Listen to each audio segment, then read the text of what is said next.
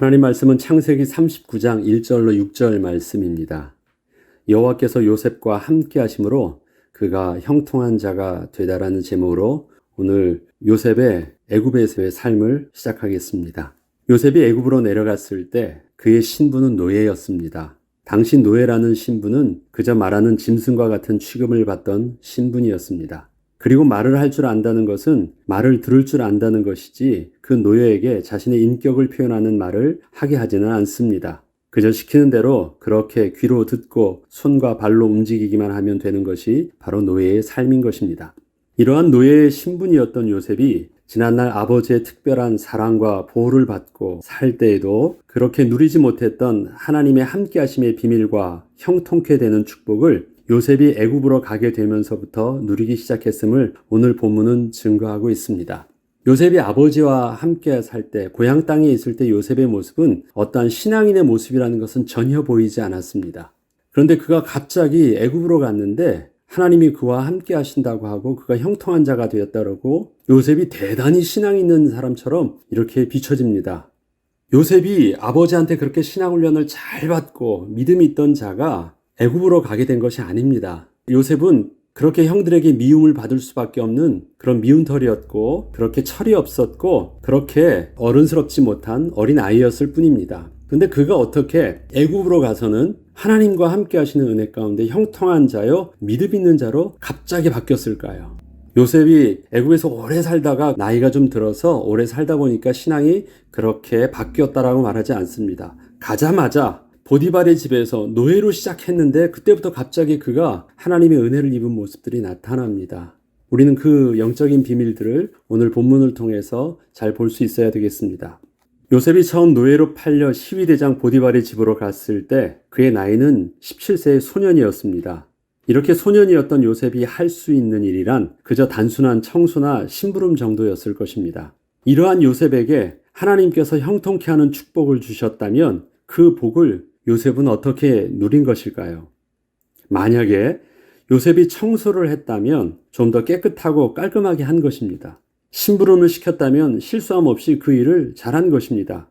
이것은 주인이 요셉에게 어떠한 특별한 일을 맡긴 것이 아니라 요셉의 수준에 맞는 아주 단순한 일이었고 요셉은 그렇게 단순한 일을 하나님 은혜로 잘한 것입니다. 그것이 요셉이 처음에 노예로 가서 형통케 되는 축복을 받았던 시작이었습니다. 물론 나중에 가면 그가 보디발의 집에 청지기가 되어서 하는 일들이야 좀 더 창의적이고 그의 권위를 사용할 수 있는 일이지만 요셉이 처음에 노예로 갔을 때 말도 안 통하죠. 나이도 어리죠. 배운 것도 인격적으로도 훈련도 안 되었던 철없는 요셉이 가서 그가 할 수 있는 일들은 그냥 단순한 일입니다.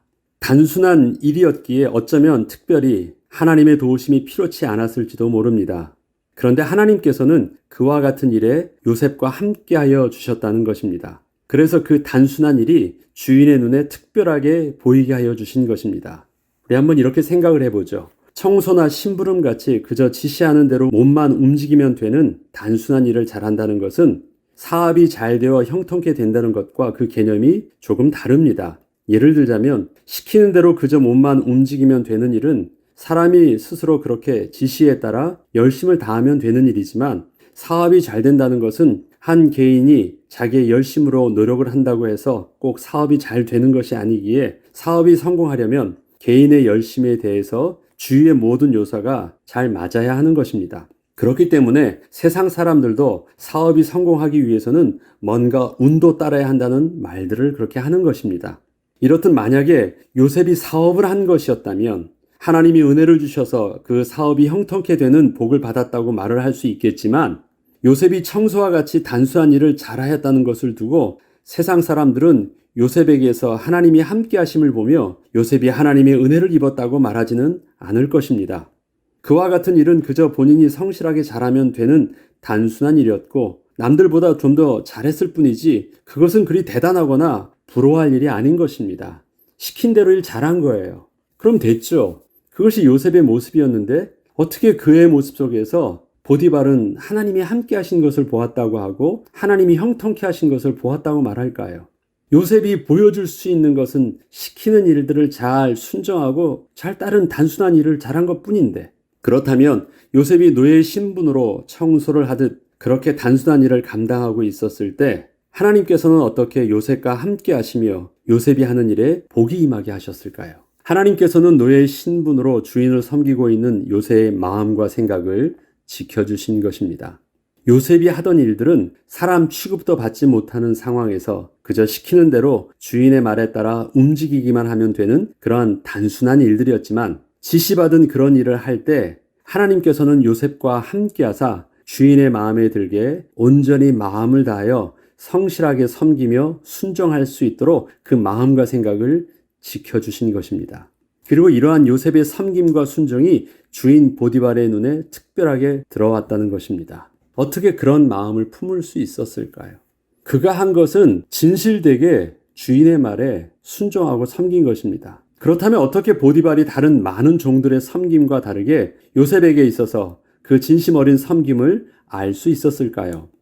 우리가 알듯이 지난날 요셉은 아버지의 사랑을 독차지하고 자란 철없던 아이였습니다. 형들의 잘못을 아버지에게 고하여서 형들의 미움을 받았고 그것 때문에 사실 애굽의 노예로까지 팔리게 되었지요. 형들에게 자신의 꿈을 말했을 경우 형들이 어떠한 기분이 들지 전혀 생각할 수준도 안 되는 세상 물정도 모르고 인간 관계도 상대방의 마음을 배려할 줄도 모르는 아주 철없던 아이였던 것입니다.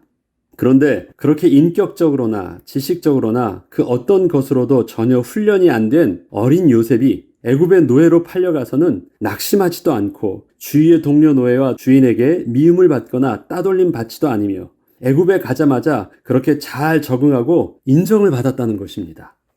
특별히 이러한 요셉의 열심은 단순히 다른 종들처럼 주인의 눈치를 잘 보았다는 것이 아니라 주인 보디발을 자신이 섬기는 하나님을 섬기듯 그렇게 섬겼다는 것입니다. 그렇기 때문에 그 주인이었던 보디발은 다른 종들이 자신에게 순종하는 것과 요셉이 자신에게 순종하는 것이 다르다는 것을 알게 되었고 요셉을 통하여 받는 섬김이 요셉이 홀로 섬기는 그 하나님을 섬기는 것과 다르지 않은 것을 본 것입니다. 그것을 예로 들 수 있는 본문이 창세기 39장 8절로 9절에 나와 있습니다. 요셉이 거절하여 자기 주인의 아내에게 이르되 내 주인이 집안의 모든 소유를 간섭하지 아니하고 다 내 손에 위탁하였으니 이 집에는 나보다 큰 이가 없으며 주인이 아무것도 내게 금하지 아니하였어도 금한 것은 당신뿐이니 당신은 그의 아내임이니라. 그런즉 내가 어찌 이 큰 악을 행하여 하나님께 죄를 지으리까? 보디발의 아내가 요셉을 유혹합니다. 이 일에 대해서 요셉이 완곡하게 거절하는데 거절하는 그 내용을 보면 그의 그 거절의 포인트가 어디 있는지를 우리가 잘 볼 필요가 있습니다. 보면 요셉이 거절합니다. 그리고 이렇게 말합니다. 내 주인이 집안의 모든 소유를 간섭하지 아니하고 다 내 손에 위탁하였다. 주인이 나에게 뭘 주었다라는 것이에요. 다스릴 수 있는 권세를 주었어요. 이 집에는 나보다 큰 이가 없다. 나는 그만큼의 권세를 가지고 있다. 그런데 주인이 내게 금하지 아니하였어도 금한 것은 당신뿐이다. 당신은 그의 아내입니다. 그럼 금한 것이 여자인데 자기 아내를 건드리지 말라는 것은 도덕적으로 그러한 악한 일을 하지 말라는 말이에요? 지금 그것이 아닙니다. 그 앞에 뭘 말하고 있어요? 나에게 모든 권위를 줬는데 한 가지는 넘어서지 않게 하는 그 권위에 정점이 있다는 것이에요. 그 여인을 범하지 않는 것은 무엇과 같은 거예요? 주인 보디발의 권위를 넘어서지 않는 것과 같은 거예요.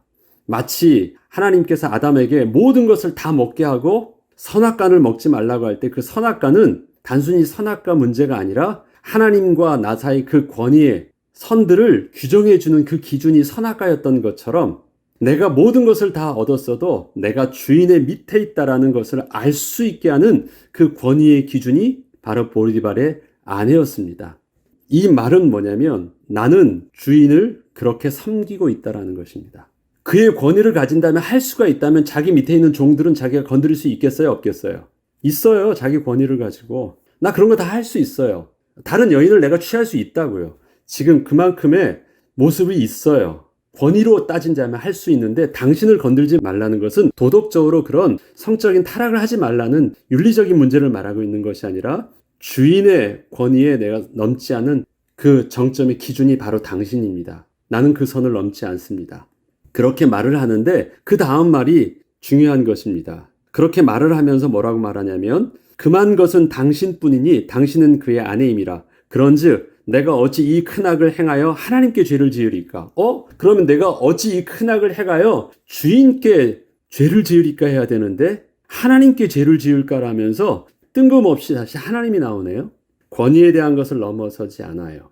그런데 주인을 그렇게 섬기는 것, 주인을 주인답게 그 권위를 넘어서지 않고 섬기는 것이 내가 누구를 섬기는 것과 같다라는 거예요. 하나님을 섬기는 것과 같다라는 것이에요. 그러면 반대로 하나님의 섬기는 것을 보디발이 보았기 때문에 그렇게 나도 섬길 것을 알아서 다 맡긴 것입니다. 무슨 말인지 알죠? 어떻게 요셉을 신뢰하며 자기의 모든 것을 맡길 수 있었을까요?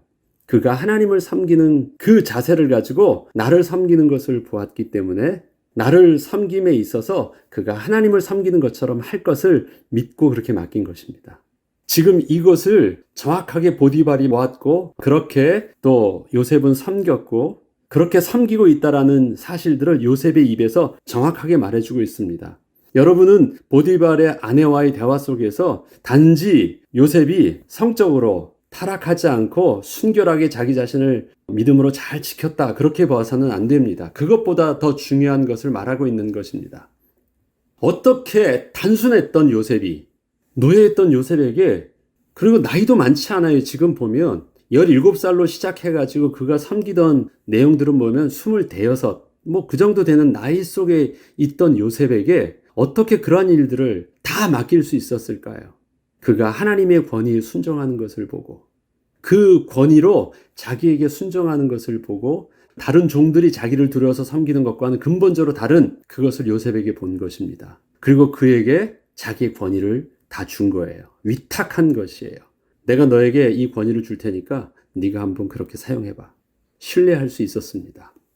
요셉이 보디발의 아내에게 그 유혹을 완곡히 거절하며 하는 말을 보면 그는 단지 도덕적 관점에서 부정한 일을 하지 않겠다고 말을 하고 있지 않습니다. 주인 보디발의 권위를 넘어서지 않는 순종함을 말하고 있고 특별히 그것이 바로 하나님의 권위에 순종하는 것임을 말한 것입니다. 다시 말해서 요셉은 하나님을 섬기는 것이 주인 보디발을 섬기는 것과 다르지 아닌 것임을 알고 있었고 그러한 마음으로 주인 보디발을 섬겼다는 것입니다. 그것이 주인 보디발의 마음을 감동케 한 것입니다. 어린 나이의 요셉이 노예의 신분으로 낯선 이방 나라 애굽에 와서 자기가 억지로 섬겨야만 했던 그 주인을 하나님을 섬기듯 그렇게 섬길 수 있었다는 것은 요셉의 인격으로는 불가능한 것이었습니다. 어쩌면 요셉은 지난날 가나안 땅에서 하나님도 그렇게 섬기지 않았을 것이에요. 요셉이 그와 같이 섬길 수 있었다는 것은 하나님이 함께하여 주셔서 그 마음과 생각을 주장하여 주셨고 특별히 그에게 맡겨진 일을 지혜롭게 처리할 수 있도록 은혜를 베푸셨기에 가능한 일이었습니다. 요셉이 주인의 눈에 들자 주인 보디발은 요셉에게 조금 더 다른 일을 맡기기 시작했습니다. 권위를 사용할 수 있는 일들을 맡긴 것이죠. 그런데 요셉에게 단순한 일이 아닌 권위를 주어 책임성 있게 맡긴 일들에 대하여서도 그 일이 형통케 되는 것을 주인 보디발이 보게 된 것입니다. 이렇듯 요셉은 비록 본인의 뜻과는 상관없이 그렇게 애굽으로 팔려갔지만 애굽에서 본격적으로 하나님이 함께하여 주시는 복을 통하여 요셉은 애굽에서의 삶을 그렇게 감당할 수 있었습니다. 이와 같이 요셉이 하나님을 섬기게 된 것은 하나님의 크신 은혜였습니다. 우리 창세기에서 계속 보았듯이 지난날 노아가 여호와 하나님께 은혜를 입어 하나님과 동행하며 하나님을 바라볼 수 있는 유일한 사람이 될 수 있었던 비밀이 어디 있었습니까? 그냥 하나님이 노아와 함께 해주신 거예요. 그냥 하나님이 노아에게 은혜를 주셨습니다. 그래서 그는 자기 마음에 하나님이 믿어졌고 하나님의 임재하심 앞에서 그는 하나님을 경외할 수 있었고 그래서 하나님을 섬긴 거예요. 노아 속에서 발견하려고 하면 아무것도 없어요. 그러나 노아는 여호와께 은혜를 입었더라. 아브라함의 경우도 마찬가지입니다. 어떻게 우상 숭배하는 아버지, 우상을 만든다면 집안의 모든 것이 다 우상 덩어리고 하는 모든 일들이 다 우상 만드는 일과 연관되어졌고 그러한 우상 동네에서 어떻게 그는 여호와 이름을 부를 수 있는 은혜를 누릴 수 있었고 어떻게 본토 친척 아비집을 떠났고 어떻게 아버지를 떠나서 가나안 땅에 들어가서 단을 쌓고 여호와께 제사를 드릴 수 있었을까요? 하나님의 은혜 아니면 설명이 가능하지가 않습니다. 그냥 하나님이 그에게 계시를 부어주신 것입니다. 인간적인 어떤 특별함이 아닌 것이에요. 요셉도 마찬가지인 것입니다. 아버지 집에 있을 때 철없던 요셉, 그것 때문에 쫓겨가서 노예로 팔리기까지 했던 요셉이 어떻게 갑자기 여호와 하나님의 은혜 가운데 하나님을 섬기듯 이방인 주인을 섬길 수 있었고, 그도 그의 삶을 하나님을 경외하는 삶으로 살 수 있었을까요? 하나님이 그의 믿음의 눈을 열어주셔서 하나님을 믿게 한 것입니다. 하나님의 임재하심을 실질적으로 전인격적으로 느끼게 하시고 깨닫게 하신 것입니다. 그리고 내가 하나님을 섬겨야 되겠다라는 그 마음과 생각을 그에게 하나님께서 그 마음에 주신 것입니다. 아, 내가 예수를 믿어야 되겠다. 아, 내가 교회를 나야 되겠네. 내가 하나님께 기도해야 되겠다. 여러분, 어떻게 여러분들이 이렇게 가능했습니까? 누가 여러분을 설득한다고 해서 여러분들이 그렇게 바뀔 수 있습니까? 내가 변화받아야 되겠다. 내가 오늘부터 하나님을 아버지로 불러야 되겠다. 어떻게 그게 가능할까요? 하나님의 은혜가 아니고선 설명할 수 없는 것입니다. 하나님이 여러분의 마음과 생각을 그렇게 지켜주셨습니다. 어떻게? 하나님이 여러분에게 찾아오셔서 그렇게 지켜주셨기 때문에 지난날 상상할 수 없었던 여러분들의 그 생각과 마음과 고백과 오늘 그렇게 기도하면서 고백했었던 고백과 감사와 찬양이 왜 그렇게 되어졌을까요? 하나님의 은혜인 것입니다. 요셉이 그 은혜를 애굽으로 가서 누리게 된 것입니다. 그리고 하나님께서 복 주시려고 그와 함께 하셔서 그렇게 하나님을 임재함 속에서 하나님을 경외하게 하시나니 어떤 일들이 되어집니까? 그의 보잘것없는 그 일들 속에서 하나님의 은혜가 드러나게 된 것입니다. 요셉이 하나님을 섬기듯 사람을 그렇게 섬길 수 있다는 것은 삶에서 진실되게 하나님을 섬기고 있을 때 가능한 일이었습니다. 만약에 하나님을 섬기는 비밀이 없다면 사람을 그렇게 섬기는 척 할 수는 없기 때문입니다. 어떠한 환경에서든지 주어진 삶 속에서 전 인격적으로 하나님을 온전히 섬기고 있을 때 만약에 그 섬김의 모습이 사람을 섬기는 모습 속에서 드러나게 된다면 그때 저들은 우리를 통하여 하나님이 함께 하심을 보게 될 것입니다. 요셉이 그 형통케 되는 축복의 시작을 하나님의 도우심과 은혜가 필요치 않아도 될 만큼 지극히 단순한 일 속에서 하나님이 함께 하시는 축복으로 누릴 수 있었던 것처럼 오늘을 사는 우리에게도 어쩌면 지금 우리가 하고 있는 이 일들이 나의 수준에 맞지 않는 유치하고 천한 일처럼 보여도 선하신 하나님의 계획 가운데 우리에게 맡겨주시고 감당케 하신 하나님의 뜻인 줄 깨닫고 온전히 성령 하나님의 인도하심 가운데 주어진 삶을 온전히 감당하는 은혜를 누림으로 요셉이 누렸던 형통케 된 축복을 오늘도 저와 여러분이 누려야 되겠습니다. 요셉의 축복의 시작은 보잘것없는 그의 머리를 요구하지 않는 노예의 삶 속에서 시작되었습니다. 특별한 일들을 통해서 자기의 어떤 우수함이나 자기의 능력이 드러내 보일 수 있는 그런 어떤 기회가 주어졌을 때 나타난 것이 아닙니다.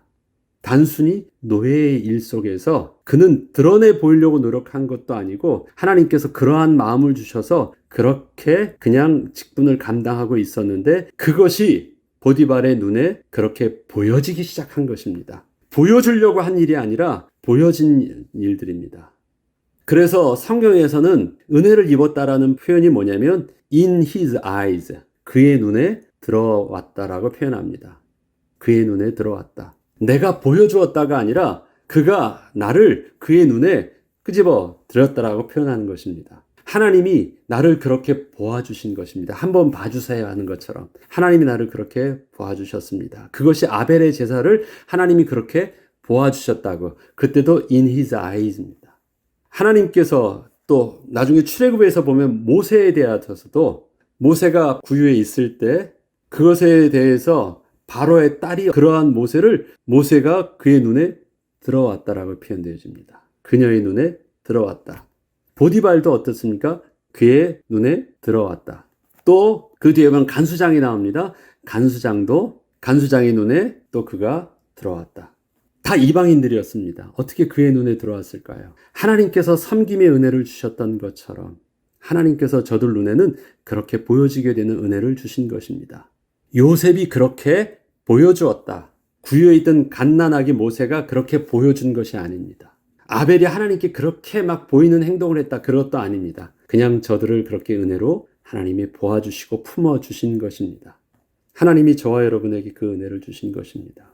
우리의 일들을 통해서 내가 뭘 어필할 수 있는 것이 하나도 없어 보입니까? 그래서 나는 이 일들 속에서는 뭐 할 일들이 없어 보입니까? 그런 것이 아닙니다. 우리는 이 일들을 통해서 뭔가를 어필하려고 하는 것이 아닙니다. 나 자신의 가치가 이것을 통해서 내가 드러날 수 없을 만큼 보잘것없고 천한 일일지도 모릅니다. 그런데 우리는 그 일들 속에서 하나님을 경외함으로 하나님을 섬기듯 그러한 일들을 하는 것입니다. 그리고 은혜는 하나님이 나에게 베풀어 주시는 것이고 하나님이 시간표가 되면 그의 눈에 들게 하시는 것은 하나님의 일이십니다. 내가 그렇게 해야 할 일들이 아닙니다. 나는 오늘 여전히 무엇을 하지? 하나님이 나와 함께 하신 하나님을 누리는 것입니다. 오늘 우리에게 몸에 맞지 않는 일들을 우리는 하고 있습니다. 이건 내가 아닌데, 내가 꿈꾸었던 꿈도 아니고 내가 받았던 학력과 수준 속에서 맞지 않는 진짜 유치한 일인데 이것을 통해서 나 자신이 얼마나 드러날 수 있겠습니까? 그렇지 않을 수 있어요. 괜찮습니다. 그냥 하나님께서 시간표 속에서 하나님이 요셉을 노예로 하신 것은 하나님의 시간표입니다. 그것처럼 우리에게 주신 그 은혜의 시간표 속에서 우리는 하나님과 함께 하심을 누리면 됩니다.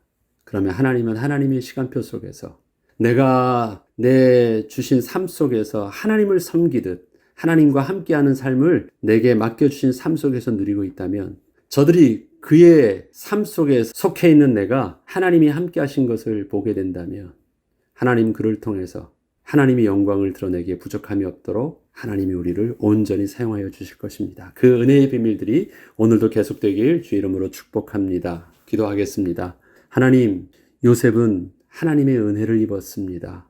철없던 요셉이 애굽으로 갔는데 아무런 보호받을 수 없는 환경 속에서 하나님은 함께하여 주셔서 형통케 되는 축복들을 누리게 하여 주셨습니다. 그렇게 누릴 수 있도록 하나님 함께해 주시고 그의 마음과 생각을 지켜주셔서 온전한 하나님의 백성으로 설 수 있도록 붙들어 주셨던 것처럼 철없는 부족한 미련한 우리에게도 하나님 오늘의 삶 속에 함께하여 주셔서 하나님의 형통케 하신 축복들을 세상에 드러낼 수 있도록 은혜를 내려 주옵소서. 감사드리며 우리 주 예수 그리스도 이름으로 기도합니다. 아멘.